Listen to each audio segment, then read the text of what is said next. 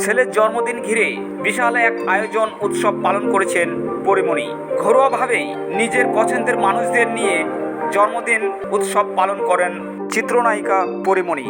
ঘরোয়াভাবেই নিজের পছন্দের মানুষগুলো নিয়ে জন্মদিন উৎসব পালন করেছেন তিনি। এই অভিনেত্রী জন্মদিনের বিশেষ উপহারের একটি ভিডিও পোস্ট করেছেন। 1 মিনিট 35 সেকেন্ডের এই ভিডিওতে দেখা যায় শাকিব খানের রিমার্ক হ্যান্ডেল স্টোর থেকে আসা হ্যাপি বার্থডে লেখা একটি বড় উপহারের বক্স খুলেছেন এই অভিনেত্রী পরিমণি। সেই বক্সে ছিল একটি লাল রঙের গাড়ি।